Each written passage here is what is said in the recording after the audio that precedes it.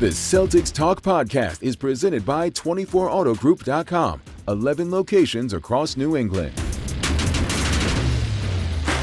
What's up, everybody? Celtics Talk Podcast on the road in Cleveland. Coming to you from the land, as they like to say here. I don't know why. I mean, I get why. Like, I get the word, but it's the land. I didn't think I would have to explain that one. It also says Loudville up there on the thing, and Abby was searching feverishly for a... I'm cracking up because it took us the entire game until late in the fourth quarter to figure out why the shirts that they handed out to everyone. It was a clock, but it was a pocket watch. Yes. Specifically. And instead of numbers, it had "let them know" around it. So, and then on the back it said "time to let them know." See what they did there. But it was pointing to 2:16 was the time. Yep. And then like midway through the fourth quarter, I go, "Wait a minute, that's the area code." 216 here in the land. So anyways, that's where we are. So now that we've covered the entire geographical ramifications and history of Cleveland, let us get into the game. Celtics win. But you should wave your rally towel first, because that is super important here. I looked for one for Abby to wave here, but we have to be prompted to wave them. Over and over and over again. And there wasn't much reason to rally towel wave They because... They tried to get the rally going. They tried because Jayson Tatum and Jaylen Brown were so good. Maybe my favorite post-game quote was Jaylen Brown saying that they did not come to Cleveland for the weather. Loved it.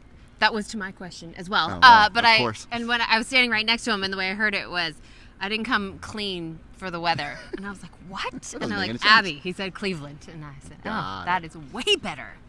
It's true. Really It was all rainy all day. We got some weather sunshine. Sucked. What were you most impressed with the Celtics win? This is why we can't follow with you after midnight. I'm sorry. Jayson Tatum, for sure. Yeah. No question, stepping up, being the superstar that we know he is, and his teammates know he is, but also what this team needs him to be. He heard the noise. He heard the noise. He tried to be very diplomatic about it after the game, where he's like, I know the media's got a job to do. I respect Don't that. want to slander y'all, but you guys are fools. And I'm well aware of my capabilities, and I do not need to prove it to any of you.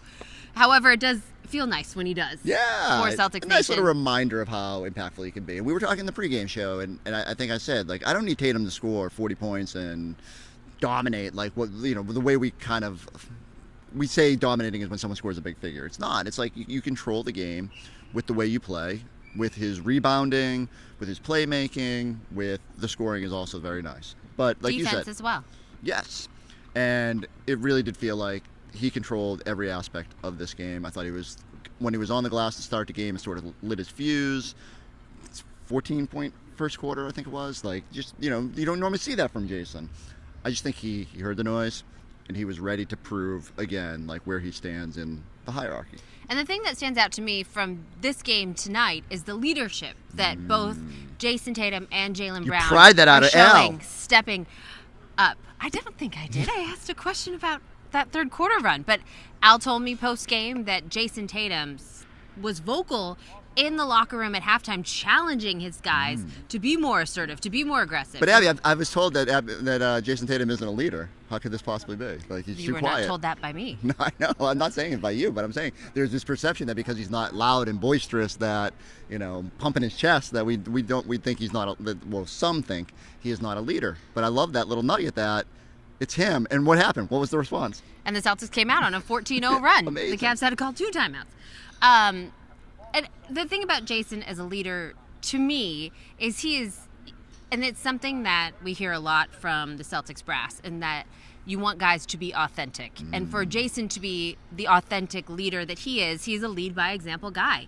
And we saw that tonight out on the floor, the way that he impacted the game in every phase of it, but then also speaking up, being vocal in the moments when are necessary, and he also did that tonight. Speaking up, did you see the clip of Jaylen Brown? Yes, that's what I mean, and then that as well. Yeah, I thought that was really cool. And Jaylen, there was also the clip of Jaylen mic'd up pregame, getting on guys' shoulders, telling him, lock in defensively. Nice. This is the time. Let's go. And so we expect that more from Jaylen because he's a little bit more of the fiery personality. And so, but what I love is that he's going at Tatum and essentially being like, hey, Big Deuce, go show them like what you do. Like, don't just remind everybody. And I love when teammates sort of, in the right way, challenge you. And Tatum doesn't need to hear that. But when your best it doesn't hurt. teammate is It telling you never that, yeah, yes. it takes both of you up another level. And I thought those two were just fantastic tonight. Not one of the, they didn't get to the 30-30, which is like the fun number there where they're practically undefeated. But man, they were all over this thing. They were phenomenal. And the efficiency from Jaylen Brown, the fact that he can pick and choose his spots and be so impactful in what he's doing. That's what blew me away for Jaylen tonight, is just the as Joe Mazzulla said it after the game. He said, Jaylen will make a few shots here or there, and the best thing about him and the way that he's playing right now is that he still makes the right play on the next possession, which, there's no heat checks coming from Jaylen Brown right now. He's doing that because he knows that that's what his team is requiring, and that's what he's giving them. I just thought him and Tatum, whenever they wanted to get to the basket, whenever they wanted to get a layup, whenever it felt like the team needed it, they got it. I also will think a lot about that play where Tatum, in the first few minutes of the game, where he went to the basket, flexed the muscle. And hit the muscle. Not just flex. You have to make sure you knew. It must be cool to do that. Must be cool to have muscles. I know, right? That's what I'm saying. I don't get done a good podcast and be like, That's why. Keep that jacket on, Forsberg. Thanks. Also, tonight what stood out to me is Jrue Holiday coming out and setting the tone and really being aggressive offensively. And that's something he told us was a point of emphasis for him, is to challenge Donovan Mitchell and make him work on the defensive end. And he said he did feel Donovan get a little winded at the end there. Ooh. So he said what Donovan Within is doing, reason, right? Because Donovan has to carry such a yeah, he said load. what Donovan is doing, don't get it twisted, Right. is elite, and it is really hard, and we are just trying to make him have to work even harder. And I both that, but because Jrue was expending a ton of energy on that side. I think what did Jaylen say? Masterclass for Jrue Holiday today, which is heavy praise. No one's going to be perfect against that backcourt when Garland and Mitchell can just attack the way they do. Especially the way Donovan was shooting tonight, lights out. But they worked really hard to make everything difficult, way more difficult than what we saw in Game 2. And I think that's just what you need to do. You just got to make them work, because when they, as we saw, when they kind of wear down a little bit, it gets a lot hotter. You're in transition more. Good things happen. It's so simple sometimes. It's also something that can be replicated.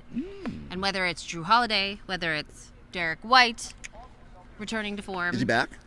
I think Derek's back. So I don't think Derek ever left. Never, I think there never was a left. rough shooting night. And Derek, we have no doubts in Derek White. So back. Once he hit those threes, I was like, okay, he's back. And then he missed one. I was like, okay, maybe he's not back. But I think he's more back than not. The other thing on Jrue, I'm interested to see the post-up numbers.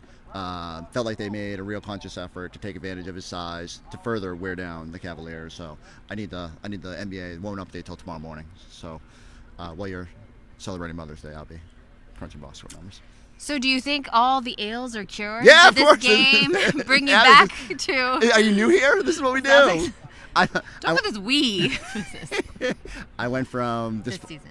Despondent and questioning, whether this team had So angry. it. There's so much vitriol. Because from in you. the moment, because then you see tonight what they do, and you're like, why can't they do that every night? Why did they have to go on the road to want to go up a level and shut up this crowd? We did hear that was Jayson Tatum acknowledging some of the human nature of that. It is really hard. It's got to be hard to come in, beat a team by 25, and then have to think that you need to work that hard to do it again. And so he acknowledged that, but he said that was why he challenged his group at halftime, telling them, this is not over. We need to play like our backs are against the wall, like we're down 9. And they did that. And shout out Joe Mazzulla. Felt like it was a more timeout-heavy game than we've seen from Joe. Stopping some runs. And some of it was like with knowing that the under 3 minute was coming or whatever, but it was just stop a run, collect your team. I think those things matter. When we saw that lead go from 20 whatever it was down to 9, they just needed a little reminder at times, like, okay, you're going to be okay. And that's when Jayson Tatum would come out and lay up, and off we go. I mean, yes, but every time there was a timeout, it was an opportunity for the Cavaliers to play some sort of motivational video about how hard they've worked to be here, how much adversity this Cavaliers team has overcome to bring this game to the land. You don't understand, The land's so dramatic. The land's been through a lot. I don't know. Maybe people come to the Garden and think we're over the top with these with the We fourth don't quarter? do that. I don't do that. We do some. There is some pregame hype videos that tend to go on the side of. And then they stop once the game starts. I love how salty you are about this. The shirts were terrible too. So it was too much, and I understand they haven't been in the playoffs since 2018 without LeBron James. I get it. I'm sorry. I was born in Ohio. I don't know why. I love the vitriol. It was just too much every time. So we're gonna break down crying. I think our cameraman Barry Alley is gonna break down crying if we don't finish this up. We gotta get to Barrio. Here's more from our postgame show. Look no further than the award-winning 24 Auto Group. With over 2,600 vehicles in stock, the brands you love, backed by the savings and service you can count on. Visit today or shop online at 24autogroup.com. Am I crazy, Eddie? I just want the stars to be stars. Am I crazy? Is it hard for those guys? I feel like they're good enough to do that every night. Now, they might not make shots, but they had like that swag all night. Am I crazy for asking our stars to be stars during the playoffs? No, hell no, you're not. The stars that's why they get paid the big bucks. That's right. You understand me? That's exactly why they get paid the big bucks. We want them to show up and show out, and they did. Now, do I like how Tatum, how he had we're going to nitpick now because he balled out. He had 33 points. But there was possessions where I felt like it was a lot of settle. I felt like whenever we could get downhill whenever we won against this team. We should never have to settle for fadeaway jump shots. And now I'm not going to rain on this parade of this victory because it was a fantastic victory. We did what we needed to do. No, yeah, Max, are you over here in my ear talking about I'm raining? I'm not. We was raining. We was raining buckets and we was raining defensive stops. That's what I like. I like the fact that we dug in defensively. That was the most important thing to me. That's what I've been screaming. You've been screaming stars show up. I've been screaming defense every single night because then that it allows your stars to show up more and more often. I think it resulted in the best game we've seen in the postseason so far for the Celtics, like competition-wise, right? You had Donovan Mitchell going at it. Even though they still won this game by 13 points, it felt like, they still had to make plays down the stretch, especially in that, respond. You had Cleveland go on that 9-0 run after the Celtics went on the 14-0 run. I mean, this game was down to 9 points a couple of times, and they responded. Yeah, I mean, I think we learned a lot from the team in the sense we've seen them fold at times, game 2 of each series, but not today. And it wasn't like they just led wire to wire and it was easy. It wasn't a walk in the park. Cleveland did make runs. Donovan Mitchell did make shots, but every time, as Eddie mentioned, they got it right on their defensive end, and then that transition led to some easy baskets offensively, and then they carried that momentum into some pretty good half-court possessions. So very good basketball game, a hard-fought game, and it's a 13-point lead, so you're not saying it's a clutch game, but they were definitely battle-tested throughout the third and fourth quarter. I would say this. I think the biggest play of the whole game, Cleveland's making a run. I want to say it's around the 6 going into the 5-minute part of the game in the fourth quarter. Derek White gets the block shot. Then we go down, we get a layup. They come down, and then Al Horford with another good defensive play, and we come down and score again. To me, that sequence right there, showed me that they were engaged. You know what I mean? They were engaged. And here we go. They run the clip right here. Well, and you can see exactly what. Yeah, first you got Peyton Pritchard knocking down this three. It was a 9-point game when he hit that three from basically the logo. I'm talking about defense, though. Well, it's coming up. Derek White, because this is like 4 plays right in a row. Then you got Jaylen Brown attacking with the layup, and we're going to see the play here. Derek White coming up with the block from behind. Yeah, let me have this. Boop. Let me get that, and then look, get out in transition. Now your stars are able to get out in transition, finish the basket, and then right here, a good pass right here, kick it. And guess what? Jrue Holiday finds Derek White, another layup. It's all off our defense, though. To me, that's where this team is going to win this championship. It's going to be with their defense. It's not going to be because we're knocking down the most threes. Well, if we knock down the most threes, it's usually because we're playing on the other end at a high level. if we lock in defensively, that I really believe that's what this team was constructed for. This team wasn't constructed to outshoot everybody. It was to get stops, and when they do get stops, we can outshoot you as well. All right, so the Celtics again get the 106-93 win. We're going to send it back out to Cleveland. Abby standing by with Al Horford. Al, you guys come into Cleveland and get it done. What do you like best about the way you came out tonight? Just the focus defensively. I felt like we didn't bring it. Game 2, we had to be better, and our guys responded tonight. Got some separation there in the third quarter with that 14-0 run. What keyed the defense there? Defense was strong. JT challenged us at halftime to make sure that we were more assertive and got off to a good start in the third, and we did a good job. We responded. He certainly took ownership in this game. When you see how much pressure, how much people are talking about him, what did it mean for you guys to see him come out and have this kind of performance? JT's a special player. He always figures it out. He's the last guy I worry about, so he's going to be fine. He's been doing this for a long time now. What can you guys take from this into Game 4 now? Well, we got to recover, see how we can get better with this. I feel like we did a really good job, and we're playing the right way. That's most important. Al, congratulations. Thank you. Chris Banks, look at you. You're still wearing a jacket and a shirt. I thought we were going to get you relaxing, celebrating, cracking one. I mean, well, here we go. 33 points.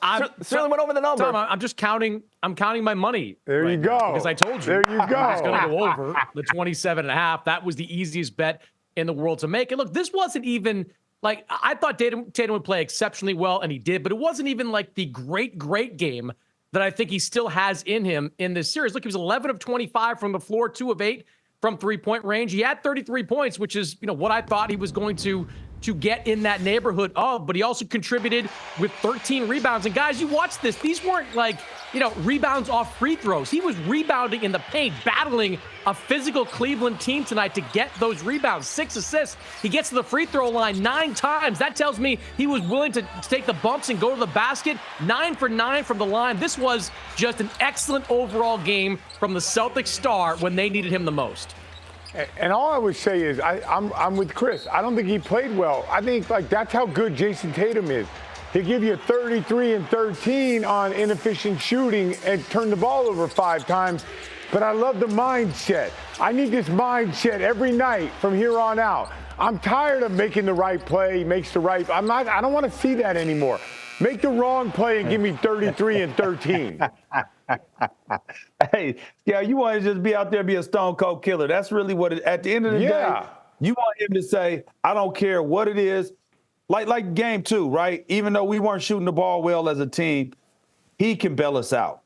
At him, Jaylen Brown, we need our guys at the end of the day. It doesn't matter. Clear out, give me the ball, get out of my way. What did the New York Knicks do? That's it. When they hit the fan, what do? They throw to Jaylen Brunson and say, and what do you see Tibbs over there? He telling everybody, get out the way, move. And you know how his voice sounds, get down, move, get to the corner. And then next thing you know, Jalen Brunson makes something happen. I'm with you with that, man.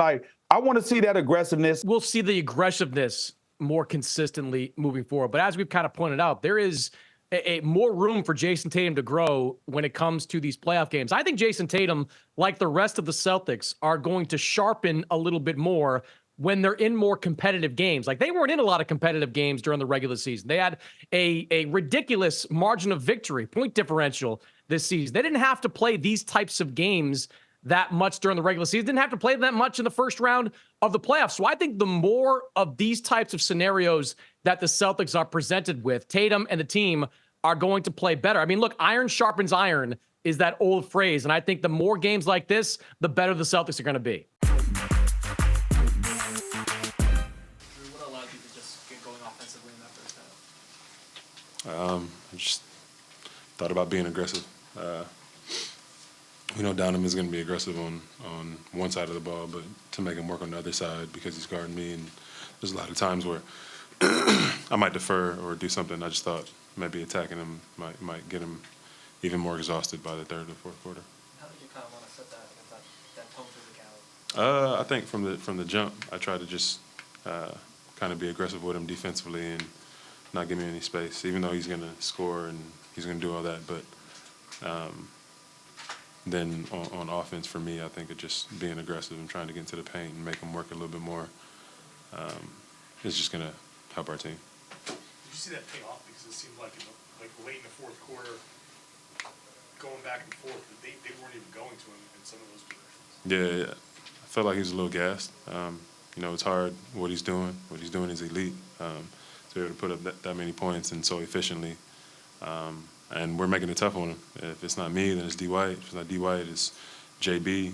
And then we got, Al protecting the paint and JT protecting the paint. So it's definitely a team effort, but I think to do it how he's doing it is hard. Jrue, what did you like coming out of halftime? 14 straight there. I think JB just told us it wasn't over. We've been here before this year where we're up 20 in the fourth quarter and they came back and won. So I think we know what kind of firepower they have, what type of team they are, and really great scores. But we felt like coming in and trying to punch them in the mouth right off the gate, right out the bat was best for us. What are you seeing from him? Like going back to the end of last game, he was pretty vocal with us at least, talking about what went wrong. Who, JB? Yeah, what needed to change. What are you seeing from these past couple of days and kind of his leadership role? Just being a leader. Expressing his feelings and just kind of pouring out his knowledge on the game, telling us to be aggressive, telling me to be aggressive. If you get tired, then I'll switch on to Donovan, and just being a leader in that way. Talking to us defensively where, especially down the stretch, no threes, rebound the ball, he's sitting there yelling at us. So just being the leader that he is. JT hasn't been shooting the ball well the entire playoffs, but we saw tonight he just started kind of getting out in space and going downhill. How are you seeing, compared to other great players you've played with that were physical and aggressive? How are you seeing him getting around and not having his touch and just finding ways to be aggressive again? He's a great player, and he adapts to the game. If the shot's not falling, he knows he's good enough to get to the basket, get to the free throw line. And if not, then, he gets into the paint. Because of the player that he is, he draws 2 or 3 people, and he makes the right play. And you saw him do that quite a few times tonight, which just makes us better. I know in the third quarter, I think I got a wide open 3 because of it. So I think just him being able to be aggressive is best for us. Very vocal. How much ownership are you taking as a leader on this team during this run? Just trying to take all of it. I think that's what we need. I think we just need everybody to be on the same page and everybody to come out with the right effort. And that's 85% of the battle right there. We come out, we play hard, and we're on the same page, and the rest will take care of itself. We got enough talent in the locker room to beat teams, but if we're not on the same page and we're not playing hard, those are when we get ourselves in trouble. So making sure before the game and film and shoot around, talking to everybody, touching everybody, letting everybody know, hey, we're not here to play around. We didn't come to Cleveland for the weather. So let's go. Do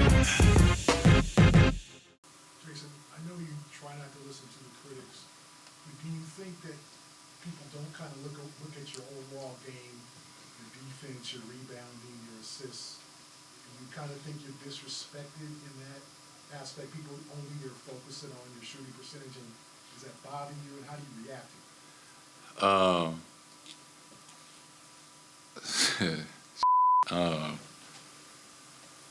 I think, I do. I respect you guys' job. I respect the guys on TV. I don't always agree with the things that they say, but, when they're fair and, they take emotion out of it, whatever way that they're leaning towards when they're fair, I respect it. You understand what the media has brought to our game and more eyes and more attention and how everybody has benefited from that. So, I wouldn't say that I'd take it as disrespect, right? Like I said, I don't always agree with what they say, and maybe I feel like they're not watching everything else that I'm doing, but that's not my job to focus on that, right? Or, give it, any attention. My job is to be the best player that I can be for our team on any given night. I would love to make every shot I take, and I know I can shoot better, and I will. But at this time of the season,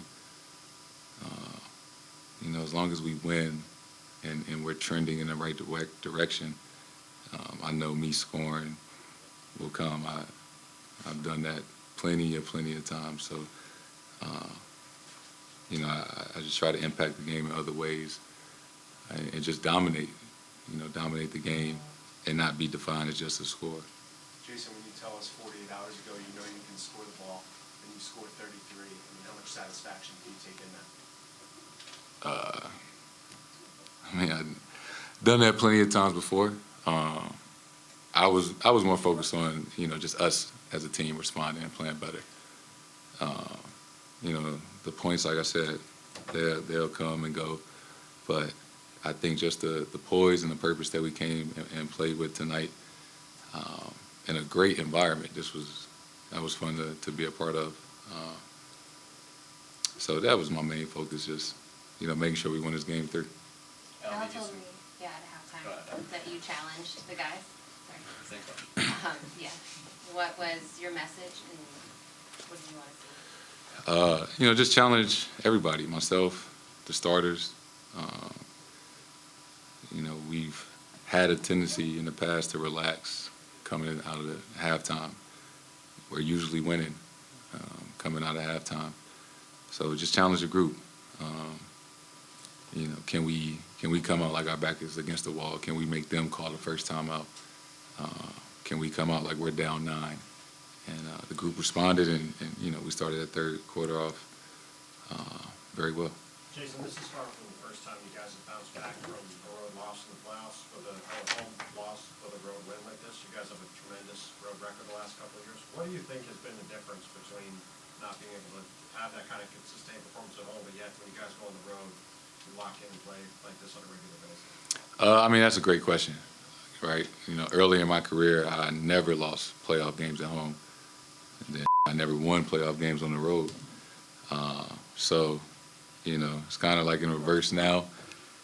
I think we just got to fight human nature, right? We have the best crowd. We love being at home.